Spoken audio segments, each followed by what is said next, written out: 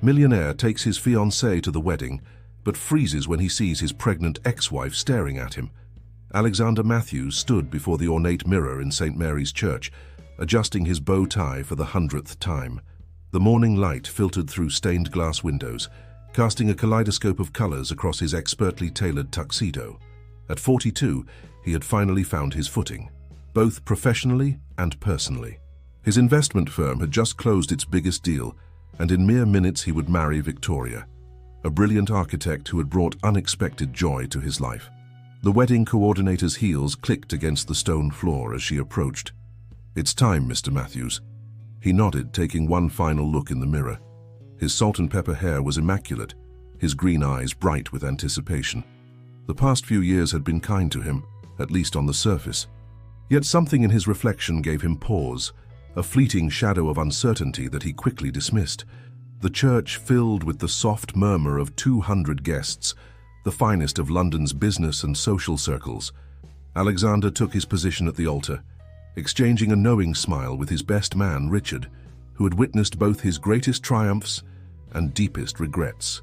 The organist began the wedding march, and the massive oak doors swung open. Victoria appeared, radiant in her designer gown, her father beaming proudly beside her. Alexander's heart swelled with gratitude. After everything, he had been given a second chance at happiness. But fate had other plans.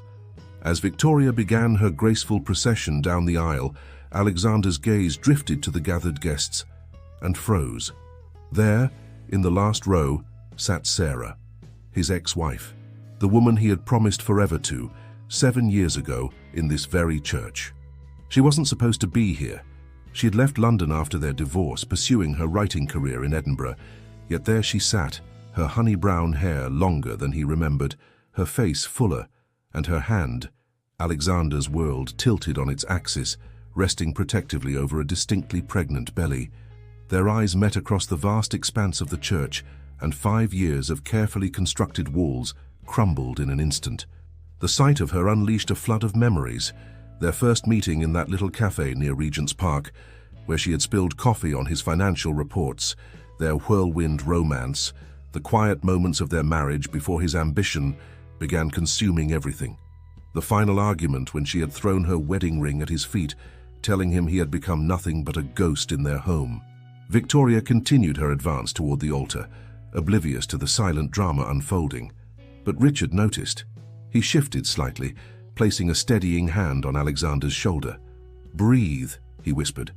Sarah's presence was like a physical weight, pressing against Alexander's chest. She looked different, not just because of her pregnancy, but something in her eyes had changed. The warm sparkle he remembered had been replaced by something harder, more guarded. She held his gaze unflinchingly, chin slightly raised, a silent challenge in her expression. The wedding march continued its relentless progression.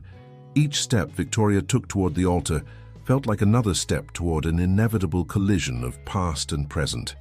Alexander forced himself to look away from Sarah, to focus on his bride-to-be. Victoria deserved this moment. She deserved his full attention, his complete presence. But his mind raced with questions. Who was the father of Sarah's child? Why had she come today? Was it coincidence, or did she have something to tell him? The timing seemed too precise to be accidental. Victoria reached the altar, her smile radiant beneath her veil. As Alexander took her hand, he caught movement in his peripheral vision. Sarah was standing up, making her way toward the exit. Her steps were deliberate, unhurried, as if she had accomplished exactly what she came to do. The vicar began the ceremony, his voice echoing through the ancient stone church. "Dearly beloved, we are gathered here today." Alexander heard the heavy church door close behind him. Sarah was gone, but her presence lingered like a ghost, awakening memories and regrets he thought he had buried years ago. As he turned to face Victoria, ready to speak his vows, he couldn't shake the feeling that this was not an ending, but a beginning, though of what, he wasn't quite sure. The rest of the ceremony passed in a blur. Alexander spoke his vows mechanically, his mind split between the woman before him and the one who had just walked out of the church. When he kissed his new bride, the applause of the guests seemed distant, muffled by the thundering of his own heart. As they turned to face their guests, Victoria squeezed his hand, mistaking his distraction for wedding day nerves. If only she knew that with a single glance, Sarah had managed to crack the foundation of the new life he had so carefully constructed. The wedding reception at the Dorchester was everything Victoria had dreamed of: crystal chandeliers, string quartet, champagne flowing freely. Yet Alexander found himself stationed near the entrance, his eyes constantly drawn to the door, half expecting Sarah to appear again. "She won't come here," Richard said quietly, appearing at his side with 2 glasses of scotch. Sarah was always more subtle than that. Alexander accepted the drink gratefully. "Why now, Rich? After all this time?" "Perhaps she needed closure," Richard suggested, though his tone suggested he didn't believe it himself. "Or perhaps—" "Alexander!" Victoria's voice cut through their conversation. She approached with a group of her colleagues from the architecture firm, her face glowing with happiness. "Darling, you must hear about the new project they're planning for Canary Wharf." He slipped seamlessly into the role of attentive husband, discussing building designs and city planning, but his thoughts kept drifting to Sarah's changed appearance, the gentle curve of her pregnancy, the way she had looked at him, not with hatred, but with something far more complex. The evening wore on, a parade of toasts, dances, and congratulations. Shortly before midnight, Victoria's mother cornered him near the dessert table. "I saw her, you know," she said without preamble. Alexander stiffened. "I'm not sure what you mean." "Sarah, in the church." Mrs. Blackwood's expression was carefully neutral. "Victoria doesn't know she was there, and I suggest keeping it that way. That chapter of your life is closed, Alexander. Don't let old ghosts disturb your fresh start." But were they really ghosts if they were carrying new life? The thought haunted him throughout the remainder of the reception. As he and Victoria prepared to leave for their honeymoon in the Maldives, he found himself wondering if Sarah still lived in the same flat in Edinburgh, if she still wrote at that antique desk she'd inherited from her grandmother. The next morning, as they waited in the first-class lounge at Heathrow, Alexander excused himself and found a quiet corner. His fingers hovered over his phone, Sarah's old number still memorized despite years of disuse. Would she even have the same number? Before he could decide, Victoria appeared, travel documents in hand. "Our flight's boarding, darling. Is everything all right?" He looked at his new wife, beautiful, successful, uncomplicated Victoria, and felt a stab of guilt. "Everything's perfect," he assured her, pocketing his phone. But that night, in their luxury water villa in the Maldives, while Victoria slept peacefully beside him, Alexander lay awake. The image of Sarah's pregnant form wouldn't leave his mind. He remembered their own conversations about children, how he had always put it off, claiming they needed more financial security first. The irony was bitter. Now that he had achieved that security, it was Sarah carrying a child, but not his. The next few days of their honeymoon passed in a haze of forced smiles and distracted conversations. Victoria noticed his preoccupation, but attributed it to work stress, his usual affliction. She didn't know about the real reason, about how he had begun secretly checking his phone for news from London, half hoping Richard would text him with information about Sarah. On their 4th night in paradise, Alexander finally cracked. While Victoria was at the spa, he used the villa's secure Wi-Fi to search for Sarah online. Her professional website appeared first. She had published 2 more novels since their divorce. The latest one, released just 6 months ago, was about a woman rebuilding her life after losing everything she thought she needed. The reviews praised its raw honesty, its unflinching look at personal transformation. Alexander ordered a copy to be delivered to his office, then immediately felt guilty about the subterfuge. He was a married man now. He should be focused on his future with Victoria, not obsessing over his past with Sarah. But as he stared out at the perfect turquoise waters of the Indian Ocean, he couldn't shake the feeling that Sarah's appearance at the wedding was more than just closure. She had chosen that moment deliberately, knowing exactly what impact her presence and her condition would have on him. When Victoria returned from her spa treatment, glowing and relaxed, she found him still on the terrace, lost in thought. "I was thinking," she said, wrapping her arms around him from behind, "maybe we should start trying for a family of our own. Wouldn't it be wonderful to have a little one running around our new house?" Alexander's throat tightened. He turned to face his wife, seeing the hope and love in her eyes. How could he tell her that the very mention of children now filled him with an inexplicable sense of loss? How could he explain that his past had suddenly crashed into his present, leaving him questioning everything he thought he wanted? 3 weeks after returning from the Maldives, Alexander found himself standing in front of the Coffee Bean, the very cafe where he had first met Sarah 7 years ago. He hadn't planned to come here. His usual route to the office avoided this part of Regent's Park entirely. Yet somehow, his feet had carried him to this familiar corner.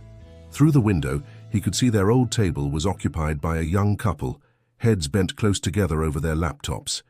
Just as he and Sarah used to sit before board meetings and profit margins consumed his world. "I wondered if you'd start coming here again." The voice behind him made his heart stop. He turned slowly to find Sarah standing there, one hand resting on her now prominent bump. She wore a sage green maternity dress that brought out the amber flecks in her eyes. "Sarah," he managed, his voice barely above a whisper. "Shall we?" She gestured to a bench nearby, away from the cafe's windows. Alexander nodded, following her lead. They sat in silence for a moment, watching morning commuters hurry past. Sarah spoke first, her voice steady. "I suppose you're wondering about the wedding." "Among other things," Alexander replied, his eyes drawn to her pregnancy. "I didn't come to cause trouble," she said, smoothing her dress. "I needed to see it for myself, to know it was real. The wedding, or my supposed transformation into a better man." Her laugh was soft but without humor. "Both, perhaps. Your Victoria seems lovely, successful, focused." "Sarah, do you remember what happened 3 years ago?" she interrupted, turning to face him fully. "March 15th? The date struck him like a physical blow. Of course he remembered. It was the day Sarah's beloved grandmother had taken ill, the day she had called him repeatedly from Edinburgh, desperate for support. He had been in a crucial meeting. His phone turned off. By the time he called back, hours had passed, and Sarah had faced it all alone. "I was in the Morrison acquisition meeting," he said quietly. £4 million, Sarah nodded. "That's what the deal was worth. I looked it up afterward. I wanted to know what price tag you'd put on our marriage." Alexander flinched. "It wasn't like that." "No? Then tell me, what was it like? Because I remember sitting in that hospital corridor, watching the nurses rush in and out, praying that my grandmother would hold on until you arrived. She kept asking for you, you know. She loved you like a son." The weight of his failure pressed against his chest.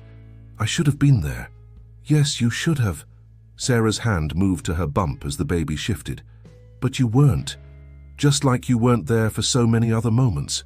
Big ones, small ones, they all added up to an empty house and a wife who felt invisible." A young mother passed by, pushing a pram. Both Sarah and Alexander watched her progress down the path before Sarah spoke again. "I'm having a girl," she said suddenly, "due in 4 months." Alexander's throat tightened. Is there someone?" "His name is Thomas. He's a professor of literature at Edinburgh University. We met at a writer's workshop last year." She paused, a small smile playing at her lips. "He reads my drafts before bed and makes terrible puns about Shakespeare." Each word felt like another brick in the wall between them. Alexander thought of Victoria, probably already at her office, reviewing blueprints and planning their perfect future together. "Why did you really come to the wedding, Sarah?" She stood slowly, one hand supporting her back. "Because I needed you to see me, to really see me. Not as the woman you left behind, but as someone who built a new life from the pieces you scattered." She reached into her bag and pulled out an envelope. "And because you need to know about this." Alexander took the envelope, his fingers trembling slightly. "What is it?" "Open it later," she said, gathering her bag. "And Alexander, Victoria seems like a good person. Don't make her wait alone in hospital corridors." He watched her walk away, her gait altered by her pregnancy but still graceful. The envelope felt heavy in his hands, though he could tell it contained only a single sheet of paper. Back in his office, behind a closed door, he finally opened it. Inside was a hospital form dated 3 years ago, a test result he had never known about. The implications hit him with stunning force. Sarah had been pregnant during their marriage. She had lost the baby the same week her grandmother had fallen ill, the same week he had been unreachable, focused on his £4 million deal. The paper shook in his hands, as the full weight of what he had sacrificed settled over him. Not just a marriage, but a future, a family, all lost because he had been too blind to see what truly mattered. Victoria noticed the change in Alexander immediately when he returned home that evening.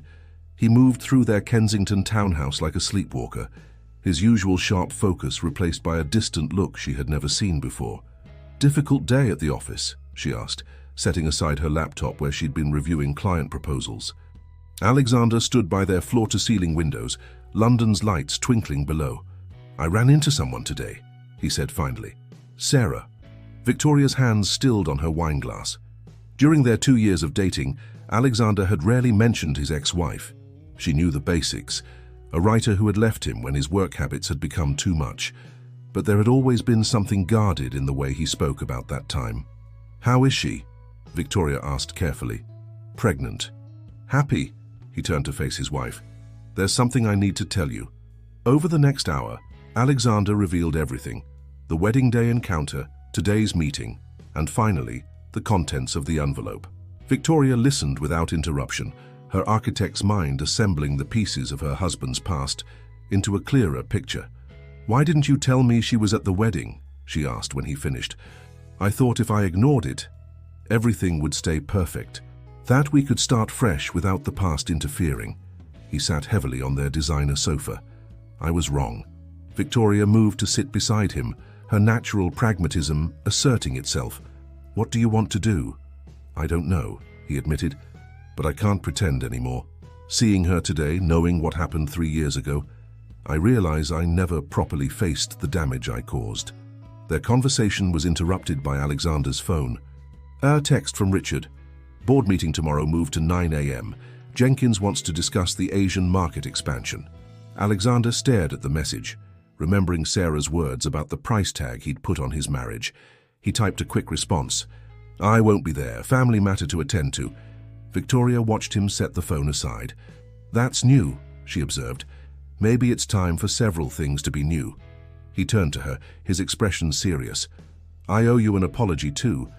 I married you without being fully honest about my past, about who I was, who I still might be in some ways."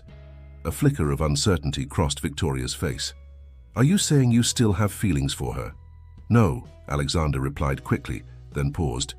"What I have is regret, guilt, and a fear that I haven't changed as much as I thought I had." Victoria stood, pacing the room with the same energy she brought to challenging architectural projects. "Then change now. You're not the only one who wants a family, Alexander. I've been trying to find the right time to tell you." She stopped, turning to face him. "I think I'm pregnant." The revelation hit Alexander like a physical blow. History wasn't just repeating itself, it was giving him a chance to rewrite it completely.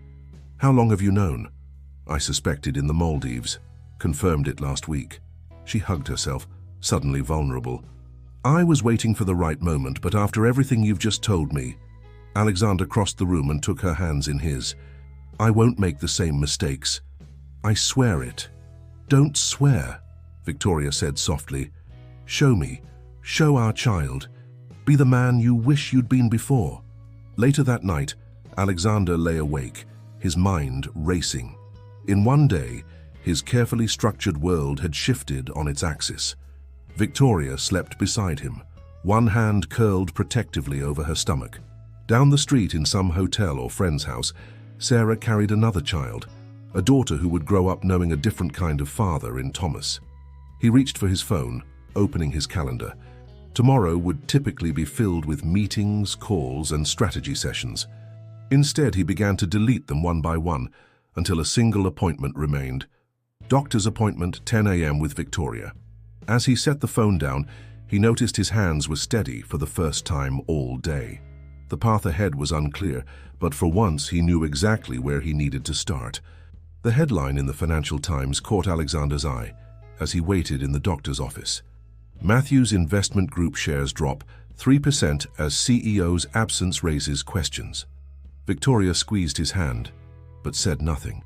They both knew what his sudden step back from work would cost, not just financially, but in terms of his carefully cultivated reputation. The nurse called Victoria's name, and they followed her into the examination room. "Has the doctor performed the ultrasound?" Alexander found himself overwhelmed by the rapid whooshing sound of their baby's heartbeat. This time he was present. This time he wouldn't miss a single moment. "Everything looks perfect," the doctor announced, pointing out tiny features on the screen. "You're about 8 weeks along." Outside the clinic, Victoria touched Alexander's arm. "The board meeting. Can manage without me," he finished. Richard has it under control. But control was becoming an increasingly rare commodity in Alexander's life. By afternoon, his phone was buzzing constantly with messages from concerned investors and board members. The story had spread. Alexander Matthews, notorious workaholic, had suddenly started missing crucial meetings. He was reviewing resignation emails from 2 major clients when Sarah's name appeared on his phone. His finger hesitated over the screen before answering. "I saw the news," she said without preamble. "What are you doing, Alexander?" "Learning from my mistakes." A pause. "By tanking your company's stock price?" "If necessary." He stood from his desk, walking to the window. "How are you feeling?" "Don't change the subject. This isn't what I meant when I showed you that hospital form. I didn't want you to destroy everything you've built." "Didn't you?" The words came out sharper than he intended. "Isn't that why you came to the wedding? To show me the cost of my choices?"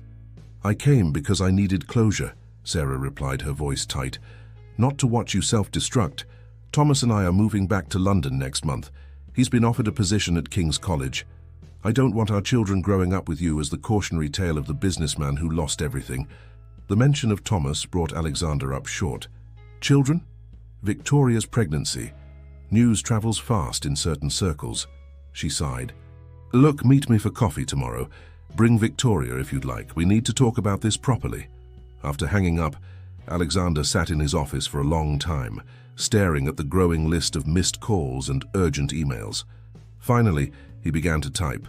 "To the board of directors, effective immediately, I am stepping down as CEO of Matthews Investment Group." The words flowed easily, years of pent-up realizations pouring onto the screen. He was nearly finished when Victoria appeared in his doorway, her face pale. "Have you seen this?" She held out her tablet, displaying a business blog's homepage. The headline made his stomach turn. "Matthews' erratic behavior explained. Sources claim ex-wife's pregnancy sparking mental health crisis." "They're saying you're having some sort of breakdown," Victoria continued, her voice trembling. "That Sarah's appearance at our wedding triggered it. That you're neglecting your duties because of her." Alexander read through the article, noting the anonymous sources close to the situation quoted throughout. The piece painted him as unstable, suggesting his recent behavior was driven by obsession over his ex-wife's pregnancy. "It's not true," he said quietly. "I know that." Victoria sat heavily in the chair across from his desk. "But perception is reality in your world, Alexander. You can't just walk away from everything without consequences." He looked at his half-finished resignation letter, then at his wife. "What do you suggest?" "Find balance. Real balance, not just extremes. You're trying to correct past mistakes by making new ones." She touched her stomach gently. "Our baby needs a father who's present, yes, but also one who hasn't thrown away everything he worked for." Alexander reached for her hand across the desk. "I'm trying to be better than I was." "Then be better," she said simply. "Not different, not perfect, just better." The wisdom in her words struck him. He had been approaching this transformation like a business deal, all or nothing, swift and absolute. But real change, lasting change, required something more nuanced. He turned back to his computer, deleting the resignation letter. Instead, he began drafting a new message, one that would reshape his role at the company without abandoning it entirely. As he typed, he realized that the true challenge wasn't in making dramatic gestures, but in finding a sustainable way to honor all his commitments, to his wife, their unborn child, his company, and to his own need for redemption. The following afternoon, Alexander and Victoria sat in the coffee bean, waiting for Sarah. They had chosen a table near the window, sunlight streaming in across their untouched cappuccinos. Victoria's hand rested protectively over her stomach, a gesture Alexander now recognized from watching Sarah. The bell above the door chimed, and Sarah entered. She wasn't alone. A tall man with silver-streaked dark hair and kind eyes followed her, his hand resting lightly on her lower back. Thomas, Alexander realized, studying the man who had become everything he should have been. "Victoria," Sarah smiled warmly, extending her hand. "It's lovely to properly meet you. This is Thomas." The introductions were polite, if slightly strained. They settled around the table, an unlikely quartet bound together by circumstance and unborn children. Thomas ordered chamomile tea for Sarah without being asked, knowing her pregnancy-induced aversion to coffee. "I appreciate you both coming," Sarah began, addressing Alexander and Victoria. "I've been concerned about the recent news articles." "They're rubbish," Victoria replied firmly. "Alexander is making changes because he wants to, not because of any crisis." Thomas leaned forward slightly.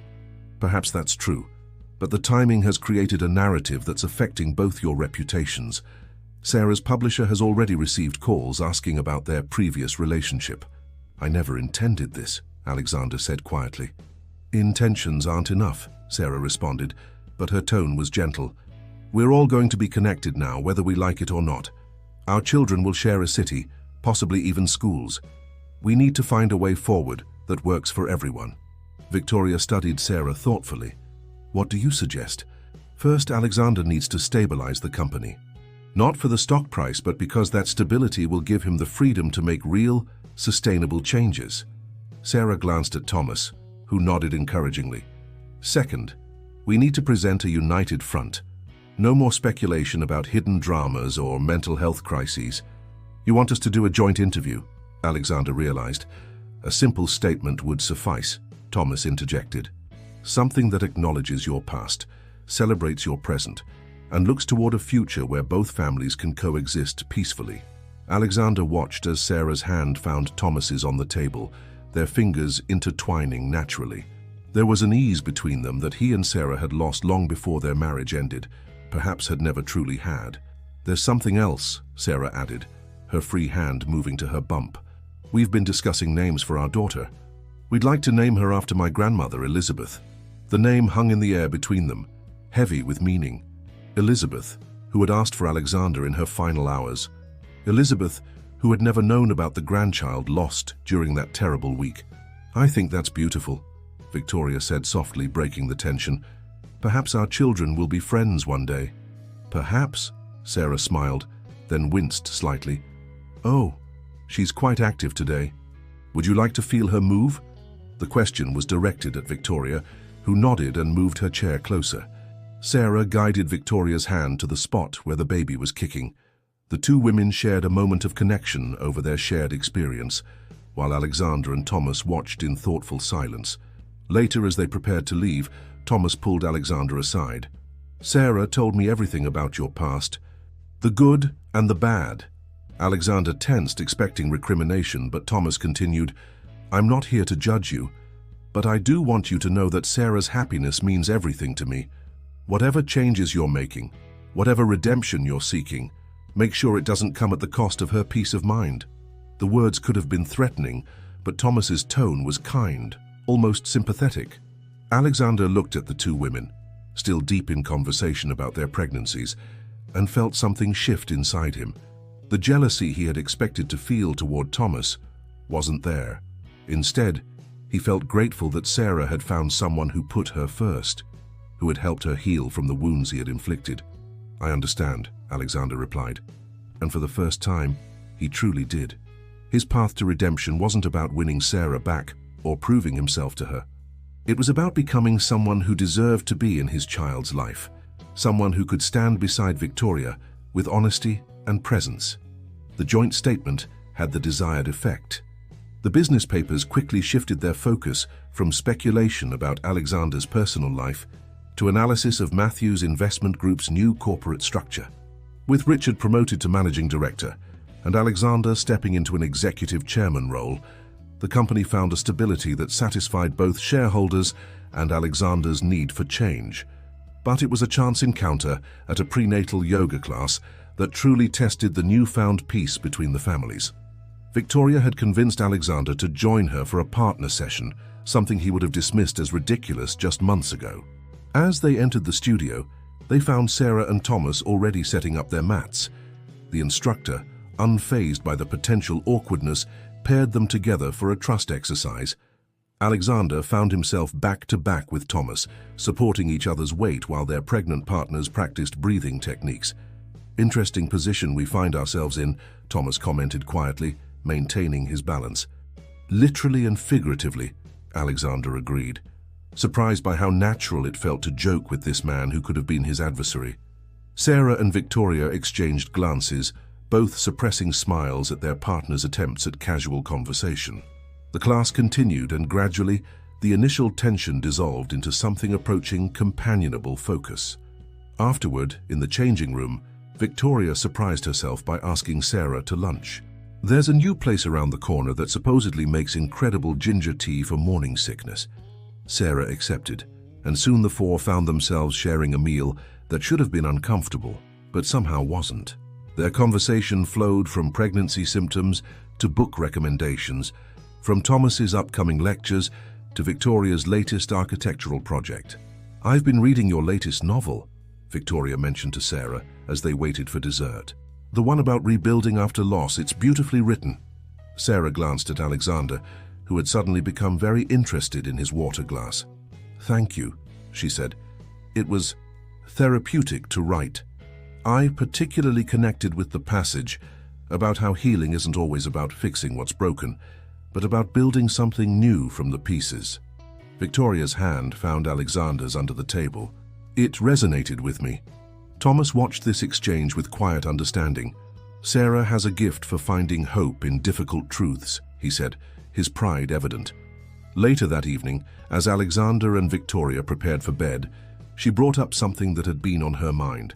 "I think I understand now," she said, "why you married her, and why losing her changed you." Alexander paused in the middle of setting his alarm. Victoria, "No, listen," she continued, sitting on their bed. "Watching you today with both of them, I saw a different side of you, a vulnerability I don't think you've ever shown me before." He sat beside her, choosing his words carefully. "Sarah taught me the hardest lesson of my life, that love isn't about possession or success or even happiness. It's about presence, being there, fully there, even when it's difficult, especially when it's difficult." Victoria leaned against him. "And now? Now I understand that lesson applies to everything. Our marriage, our baby, my work, even my relationship with Sarah and Thomas, as strange as that sounds." Their conversation was interrupted by Victoria's sudden intake of breath. She grabbed Alexander's hand, pressing it to her stomach. For a moment, nothing happened. Then he felt it, the slightest flutter of movement, like a butterfly's wing against his palm. "Is that?" Victoria nodded, tears in her eyes. "Our baby's first kick." Alexander held his hand in place, marveling at this tangible sign of their child's existence. In that moment, his transformation felt complete. Not because he had become a different person, but because he had finally learned to be present in the moments that mattered. The next morning, he received a text from Sarah. "Elizabeth was doing somersaults during yoga yesterday. Thomas thinks she'll be a gymnast. How's your little one?" The simplicity of the message, its casual warmth, felt like a gift. He showed it to Victoria, who was making breakfast. "You should tell her about the kick," she suggested, sliding a plate of whole grain toast toward him. "That's what normal families do, right? Share these moments?" Alexander considered this. Normal families. Was that what they were becoming? Two couples bound by past and future, finding their way towards something that defied conventional labels, but felt right nonetheless. He typed a reply. "First kicks last night. Victoria insists it's a future architect, already planning renovations from the inside." Sarah's response came quickly. "Our children already making their marks on the world. Elizabeth approves. She just kicked in agreement." The autumn air turned crisp as both pregnancies progressed. Victoria's architectural firm had begun specializing in sustainable family homes. Inspired by her own impending motherhood, Sarah's publisher had announced a new book deal, a collection of essays about modern families and unconventional love stories. Alexander found himself in his new office, smaller but somehow more satisfying than his old one, reviewing quarterly reports when his phone buzzed. It was Thomas, which was unusual enough to make him answer immediately. "Sarah's in hospital," Thomas said without preamble. "Nothing serious, just some concerning signs, but I'm stuck at King's College giving a lecture I can't reschedule. Could you..." Text me the hospital details, Alexander interrupted, already reaching for his coat. I'll stay with her until you can get there. He found Sarah in a private room, monitors beeping steadily around her. She looked smaller somehow, vulnerable in the hospital gown, but her expression brightened when she saw him. Thomas sent you. He's finishing his lecture. Alexander took the chair beside her bed. What happened? Just some early contractions. Nothing too worrying, but they want to monitor Elizabeth. She shifted uncomfortably. You didn't have to come. Yes, I did. He met her gaze steadily. I wasn't there last time. I'm not making that mistake again. Understanding passed between them. Sarah's hand moved to her bump where monitoring straps tracked their daughter's heartbeat. She's going to be fine. They both are, Elizabeth and your little one. I know. Alexander smiled slightly. Victoria's already designing the perfect nursery. Did you know there are specific colors that promote infant cognitive development? Let me guess, she's got spreadsheets comparing paint swatches?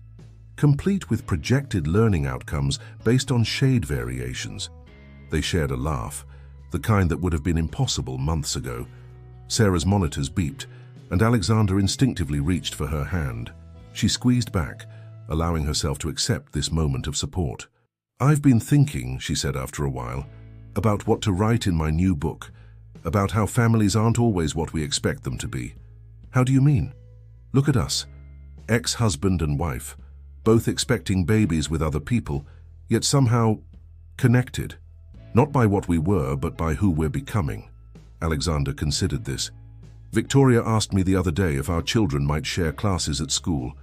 If they might be friends. What did you say?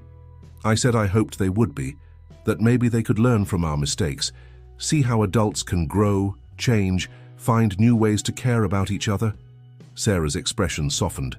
You have changed, Alexander. Really changed. Before he could respond, Thomas appeared in the doorway, slightly out of breath. I came as quickly as I could.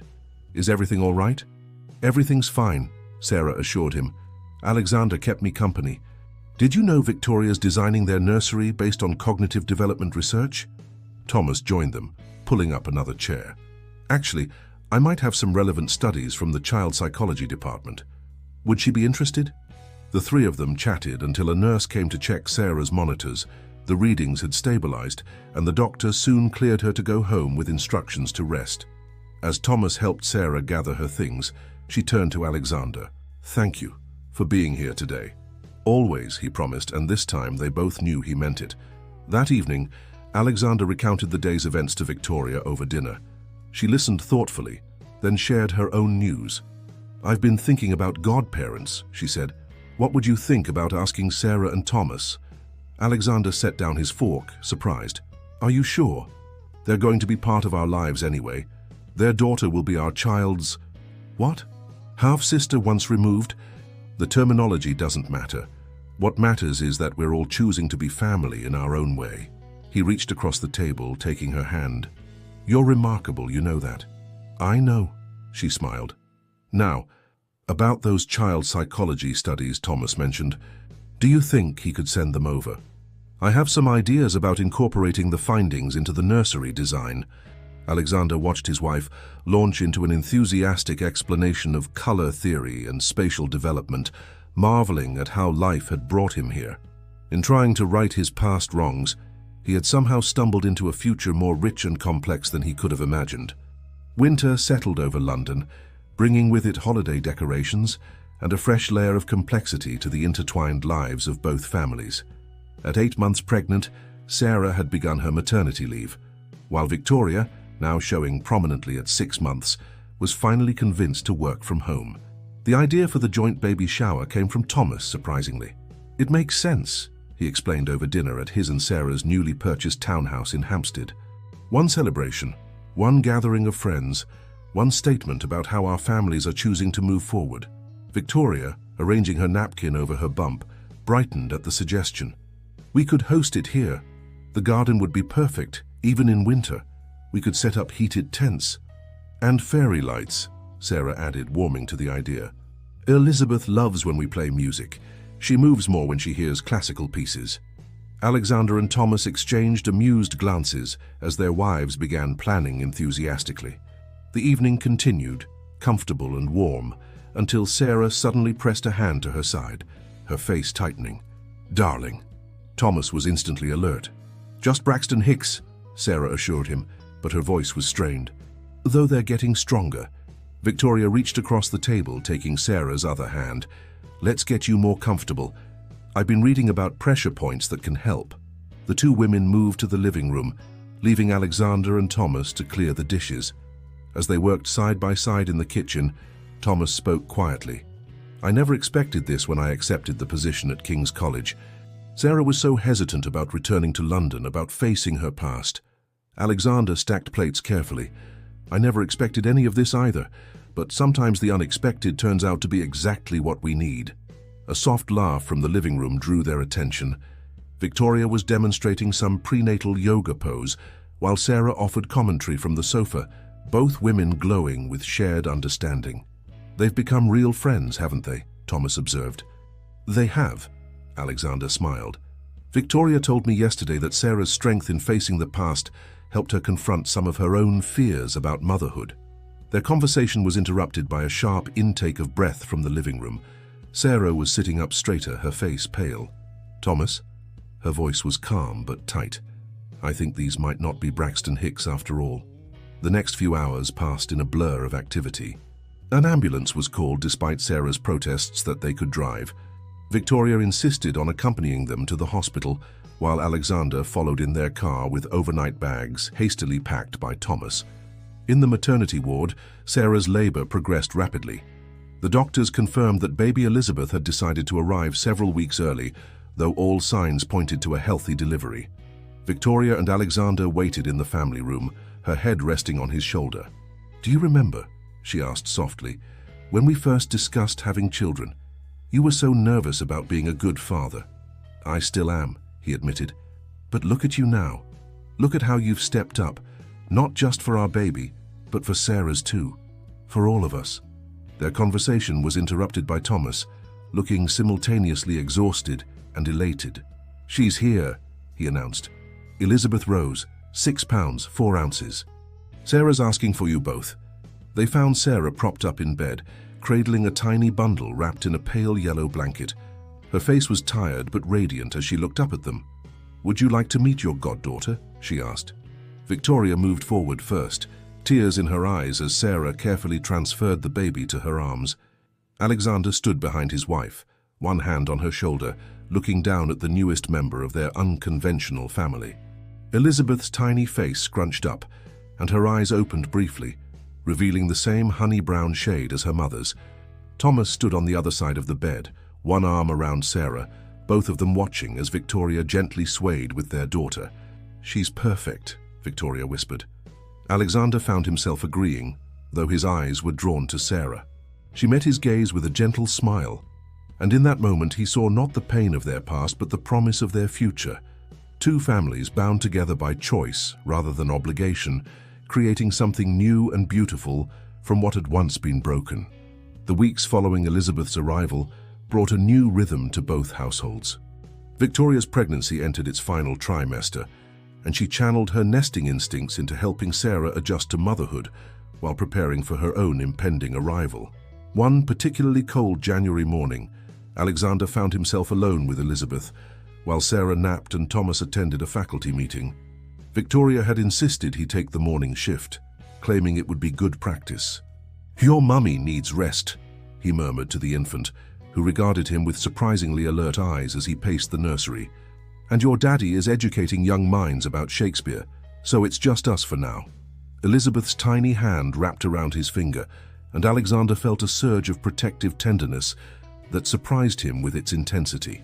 This was Sarah's daughter, yet he felt connected to her in a way he hadn't expected, not as a father but as something else, something without a clear definition but precious nonetheless. The baby began to fuss, and Alexander remembered the classical music Sarah had mentioned during pregnancy. He hummed softly, a piece he remembered Sarah playing during their marriage, Beethoven's Moonlight Sonata. Elizabeth quieted immediately, her eyes fixed on his face. The moment felt significant somehow, a bridge between past and present.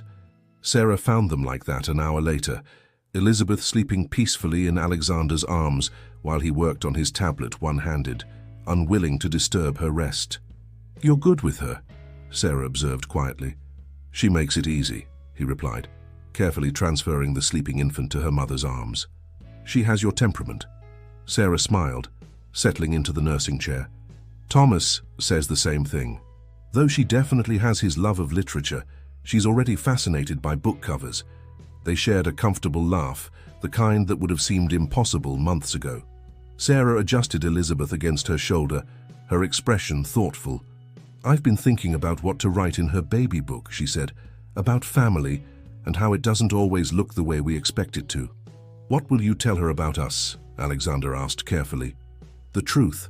That sometimes love changes form but doesn't end. That adults can learn and grow and find new ways to care about each other. That she has two sets of parents who would do anything for her and another little one on the way who will be—" "What exactly?" "Step-sibling doesn't quite cover it." "Family," Alexander said simply.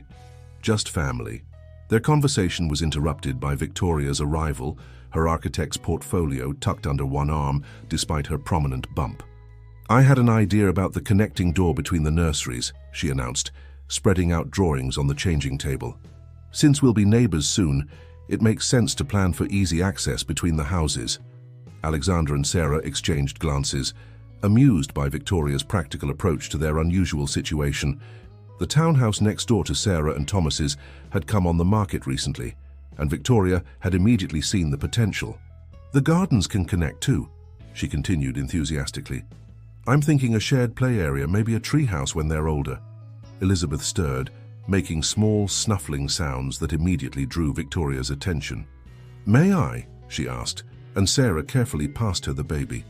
"Hello, little one," Victoria cooed, her free hand resting on her own bump. "Your cousin is very active today. I think they're excited to meet you soon." The word cousin hung in the air, not quite accurate but somehow right. Alexander watched his wife with Sarah's daughter, marveling at how life had brought them all to this point. Later that evening, as they walked the short distance to their current home, Victoria asked, "Do you ever wonder what might have happened if Sarah hadn't come to our wedding?" Alexander considered this. "Sometimes. But then I think about everything that's grown from that moment. The hard conversations, the healing, this new kind of family we're building. I wouldn't change it." Victoria squeezed his hand. "Neither would I. Though I do have one request. Anything. When our little one arrives, maybe we skip the dramatic revelations at significant life events." Alexander laughed, pulling her close against the winter chill. "Promise. Though with our track record, I wouldn't be surprised if your water breaks during Elizabeth's christening." "Don't even joke about that," Victoria warned, but she was smiling. "We have enough plot twists in this family already." Victoria's prediction about dramatic timing proved surprisingly accurate, though not quite in the way she had joked about.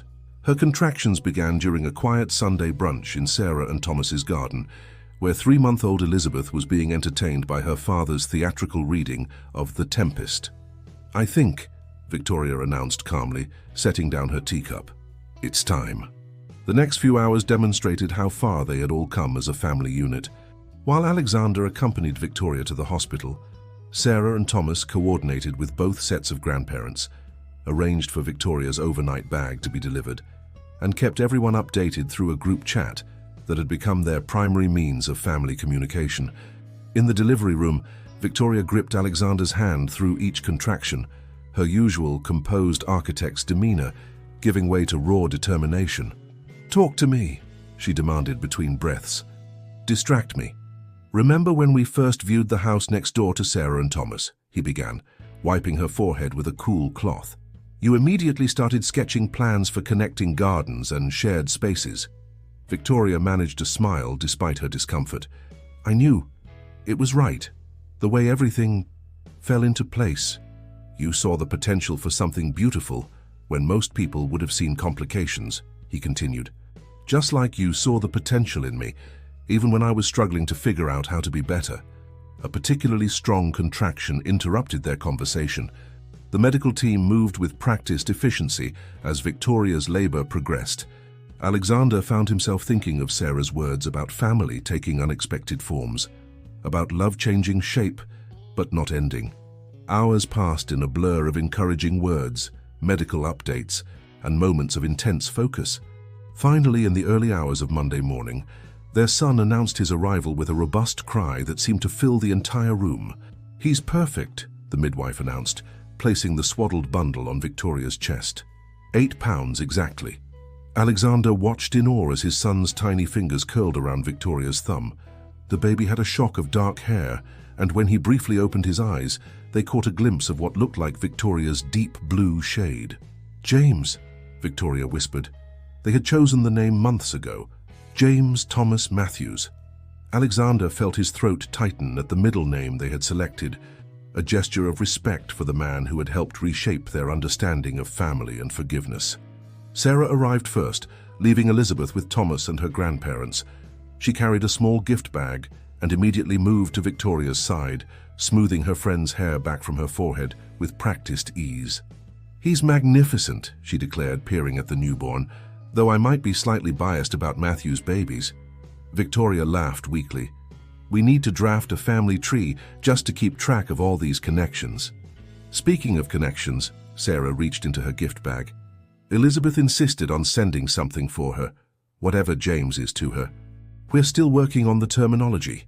She pulled out a tiny stuffed owl wearing academic robes, clearly a nod to Thomas's profession, and a handmade card covered in Elizabeth's colorful handprints.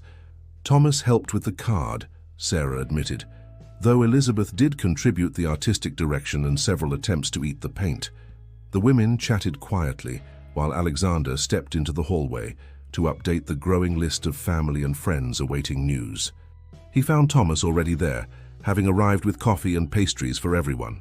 "Congratulations," Thomas offered, handing him a much-needed espresso. "How does it feel?" Alexander took a sip, considering the question. "Overwhelming. Perfect. Terrifying." "Ah, so exactly like regular parenting then," Thomas smiled. "Though I suppose our version comes with some unique features." "I wouldn't have it any other way," Alexander replied, surprising himself with how truly he meant it. They stood in comfortable silence, sipping their coffee and watching the sunrise through the hospital windows. Finally, Thomas spoke again. "Sarah's been working on a new chapter for her book, about how sometimes the biggest acts of love aren't grand gestures or dramatic moments, but the quiet decisions we make every day, to choose each other, to choose family in all its forms." Alexander thought about those daily choices, the family dinners, the shared responsibilities, the way they had all worked to create something new from the fragments of what came before. "We should head back in," he said, gathering the pastries. Victoria will want to hear about Elizabeth's latest adventures. As they returned to the room, they found Sarah and Victoria arranging James and the stuffed owl for a photo, both women laughing at their attempts to capture the perfect shot. The scene struck Alexander as a perfect embodiment of their journey, unexpected, beautiful, and somehow exactly right. 1 year later, the gardens between the two townhouses had been transformed according to Victoria's vision. A shared space filled with flowering plants, comfortable seating areas, and a carefully planned play area awaited the day when both children would be old enough to enjoy it. On a warm spring morning, both families gathered for a casual breakfast in this shared sanctuary. Elizabeth, now 15 months old, toddled between the adults, occasionally stopping to pat James's head where he sat in his mother's lap, babbling his new favorite word, book. "Definitely Thomas's influence," Sarah laughed, watching her daughter attempt to share her board book with James. "Though I think James might be more interested in the architectural drawings Victoria keeps showing him." Victoria smiled, adjusting James on her knee. "He does seem fascinated by patterns. Yesterday, he spent an hour arranging his blocks in perfect lines." Alexander watched the scene from his position by the coffee station they'd installed near the connecting gate between the properties. Thomas joined him, accepting a fresh cup. "Quite a change from that day at the wedding," Thomas observed quietly. "Sometimes I wonder what would have happened if Sarah hadn't come that day," Alexander admitted. "If we hadn't been forced to confront everything that needed healing." "Life has a way of bringing us where we need to be," Thomas replied, "even if the path isn't what we expected." Their philosophical moment was interrupted by Elizabeth's excited squeal. James had managed to grab her book and was examining it with serious concentration, much to her delight. "They're going to be inseparable," Sarah predicted, accepting a coffee from Alexander. Just imagine them growing up together, sharing secrets, protecting each other. Speaking of secrets, Victoria interjected, should we tell them our news? All eyes turned to her. She reached for Alexander's hand, drawing him closer. We've been thinking about the empty third floor of our house, the one we couldn't quite decide what to do with. Sarah's eyes widened. We're converting it into a children's library, Alexander announced. Open to all the neighborhood kids, but with 2 very special permanent members in mind. Complete with reading nooks, storytelling corners, and a special section for very young architects and literary scholars, Victoria added, smiling at both children. Thomas looked touched. That's perfect. Elizabeth already has more books than toys. Well, she'll need somewhere to study when she's preparing for her Oxford entrance exams, Alexander teased, referencing an ongoing joke about their children's futures. Assuming she doesn't choose Cambridge instead, Thomas countered with a grin. The conversation flowed easily, punctuated by the children's happy sounds and the gentle spring breeze rustling through the newly planted trees. Alexander found himself thinking of that tense moment in the church a year and a half ago, when seeing Sarah had seemed like the end of something. Instead, it had been a beginning, not just for him and Victoria, but for all of them.